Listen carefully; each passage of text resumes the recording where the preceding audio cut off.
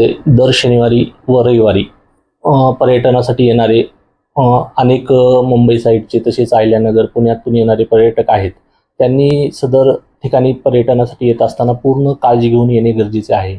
काळू waterfall या ठिकाणी दरवर्षी अपघाताच्या घटना होऊन त्यामध्ये मृत्युमुखी पडण्याचं प्रमाण दरवर्षी आहे आणि यावर्षी पण काळू वॉटरफॉल या ठिकाणी 2 तरुण मृत्युमुखी पडलेले आहेत.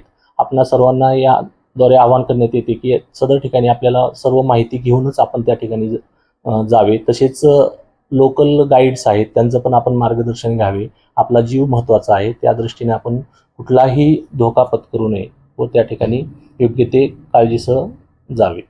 अनेक पर्यटक खरं तर जे कुटुंबासोबत येतात त्यांचं काय नाही, परंतु जी अनेक तरुण मुलं असतात ते बऱ्याचदा नशा करून येतात किंवा त्यांची जी गाडी असते त्याची वेळेआखरी चालवणे, त्याचे फटाके फोडणे, बुलेटचे असे वेगळे सर्रास प्रकार होतात. याच्यावर आपण काय कारवाई करणार? सदर ठिकाणी ओतूर पोलीस स्टेशनतर्फे पुणे ग्रामीण पोलीस स्टेशनतर्फे पेट्रोलिंग नेमण्यात आलेली आहे.